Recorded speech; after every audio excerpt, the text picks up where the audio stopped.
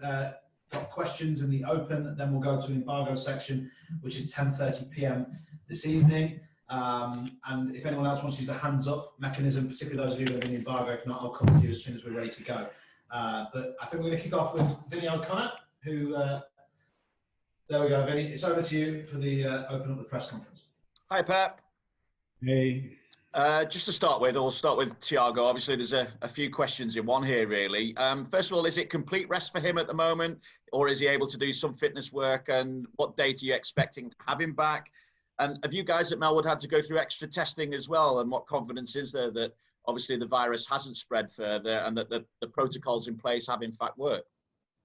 Yeah, it shows again that health and family are the most important things in life.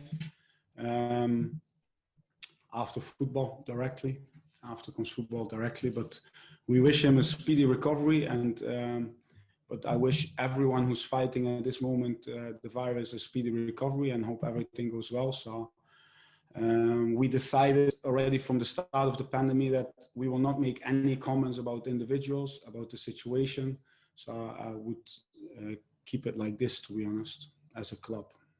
But in general terms, I'm just thinking of what concerns are there that it may have spread through the rest of the squad, or is there complete confidence that those protocols do in fact work and you guys have gone through extra testing so you know that? Yeah, that's why it's a big compliment to our structure. First and foremost, because we have testing in place by the Premier League, but we also do private testing. And what I said in the last press conference, the most important thing is keeping discipline, and we're following these discipline rules. So we test immediately when something happens. So that's, yeah, it's all okay. Just on general fitness terms, I'm thinking of Jordan Henderson at the moment as well. Is this game too soon for him, and any chance for Villa at the weekend? And just thinking with England in mind, as tomorrow there's a squad announcement, has he got any chance of being available for England? Yeah, Jordan, we will re-evaluate on Friday after this game to look if he's ready for Villa, at least to train with us with the team to prepare that game. We have, of course, Joel, who's still who's progressing well, but will not be back until the international break to prepare the Everton game. And then we have Kostas, who felt his thigh in the linking game after the game, and we thought it would settle, but it didn't. So he will need a few more days and the international break as well. So he will not be involved in both games. And that's it. Ox is progressing well, but will take, of course, a lot longer time. But for him, it's really important that his first phase went smooth and good after the operation. So I'm really happy with that as well. This kind of follows on as well in terms of squad rotation, because only 5 of Arsenal's starting 11 against Leicester in the League Cup started at Anfield on Monday. Only Virgil van Dijk, your starting 11 against Lincoln, started against Arsenal. So what can we expect from you in terms of rotation, and what are you expecting from Arsenal? So let's start first that this is, we go from Premier League to League Cup. So it's a final. Mikel won his last 7 games in domestic cup. So it's a completely different context. We're going to play this game. It's a proper win or lose, of course. But what Mikel installed at Arsenal, and what all good teams in Europe and in the Premier League have, is a clear identity. So with changing players or whatever, it stays the same. They will try to improve for sure, but that's the same for us, despite it's only 2 days in between. If you have only 2 days in between, the main thing is to recover well, to regain freshness. Some had the day off yesterday to regain freshness in terms of mentally, emotionally. So, and others will really prepare this game. And just finally from me, Pep, obviously Nico faced a little bit of criticism after his outing against Lincoln in the last round. How's he found that as a young lad coming through the ranks, and how's he responded in your view? Yeah, first of all, and this is the most important to understand, Nico is a doer. So if you don't try, doer makes mistakes, and we don't want safe play We don't want a player who doesn't take risk. Our game is based on that everybody takes initiative from each position, and that's what we want.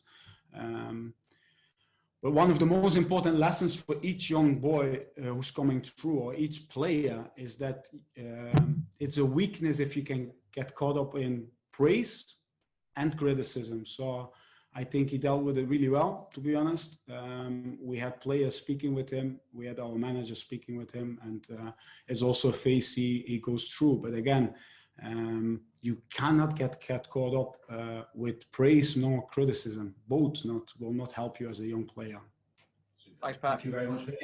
Thank you. Yep. And then we go to Phil from Press Association for 2 questions, and then after that, James and Neil in the open. Phil now. Hi there, Pep. Hey. Hi. I was just wondering if this might be the occasion that we see Billy Kimetio finally involved in a first team match, making his debut. Yeah, Billy. He has a clear pathway in this club, huh? So, but it's still in the start. Someone we really take care of. He's still a very young kid, humble but with big potential. The reason why he played only 60 minutes in the under-18s game is that it was medical. So he has his own project, his own process, and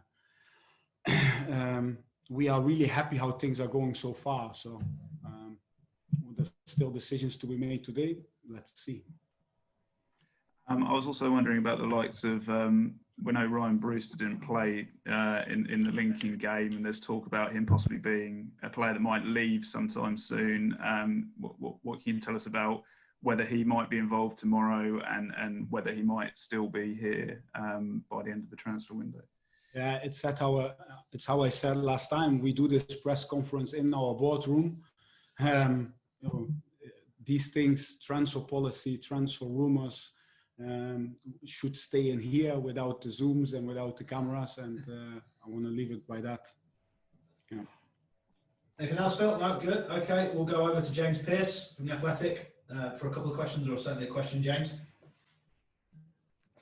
Hi, Pep. Okay. James. Pep, Xherdan Shaqiri, that was his first start last week since the Club World Cup back in last December. He's had a torrid time with injuries, but was that a timely reminder against Lincoln of the quality he possesses and the difference he can make in games? Yeah, I think he had a superb game against Lincoln in a different position he's used to play in. So that makes it even more recognizable and even more great. Also for himself to have, after such a long time, to start, to play in this manner. If we expect one thing from Shaq is that he tries to dictate the game, that he's always search for attacking solutions, that he uses his technique to be involved in build-up and in creating. So I'm really happy for him that he could start like this and show his desire on the ball, his drive, and especially without any injuries. What's of course a very difficult period for him coming through this game. And just in terms of, you often talk about our identity is intensity when you talk about Liverpool's style and brand of football. From a coaching viewpoint, was Monday night's game against Arsenal the perfect example of that? It's one of my favorite games since I've been here. Coming 1-0 down, playing how we play, no ego, constant team play, being dominant in each game moment, over 95 minutes, pressing, counter-pressing, and have a build-up and a positional game what was very good. So I'm really happy with that game. Yeah, we are really happy with that game, of course. Fantastic, thank you, James. And then a couple from Neil, I think, and then maybe one from Glenn Price to finish. But Neil certainly next. Neil. Hi, Pep. Yeah.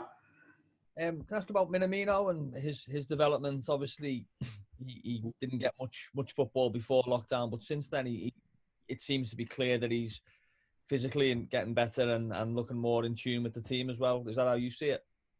So I didn't hear the Taki. Yes. Taki. Yeah. Wow, what a desire. He is somebody who turns our game collective as well, the same as what Roberto does, Firmino. His professionality on the pitch and off the pitch is outstanding. His development so far has been really great. He's that player who always gives everything each day, and if you're already good, then it becomes really interesting if he can keep that up. So we're really happy with that. So long may it continue. And just on Diogo Jota, I mean, he obviously got his first goal, which is a big moment for him. But how have you found his settling in period? He looks at home already. Yeah, Diogo. That's what I said before. For passionate players, for players who have goal in them, there's always space for us at Liverpool. A great desire to learn our game. He will add something. I said last week already, is at the same level technically as our front three. And the one thing I found really difficult to coach is the intuition in the box, being in the right position to score, like the pure instinct of a striker, what we want from many players, of course, but especially from our front three. And he in 10 minutes was, 15 minutes was 3 or 4 times in a position to score. So that's really something that's good, yeah. And the last question in the open is from Glenn, and then we go, at the moment I've got Paul Joyce hand up for the breakout. For the other people who are in the breakout, you can maybe indicate on the computer now, so we can get through those with the breakout. But Glenn to finish this section. Hi Pep. Curtis Jones obviously scored the winning penalty against Arsenal in the League Cup last season. Just how much has he come on as a player in that time? Curtis is the type we really like, because he has so much bravery, so much courage, and so much self-confidence. But it's the proper self-confidence and not the wrong one. The self-confidence that comes with training, with the attitude, with a desire to improve, with a constant focus on what's important and to learn. And his call-up proves that his development has been good. So he's probably one of the most offensive, now probably the most offensive midfielder we have. He's the one, if you look to the games, he's probably always the first one who makes the surprise move in the box from midfield. He's always the first one who shoots, if you look closely. And he has this risk, this young blood, what helps us. And what I said before, these young boys are not talents anymore. They are proper members, proper squad players. So, yeah, really happy with his journey, with his pathway. And he's a boy from the city. So ambition, passion is always there. I like that so much. Fantastic. Thank you. That's the open. So let me just stop now for those of you streaming it back. Just a reminder that this now needs to cease until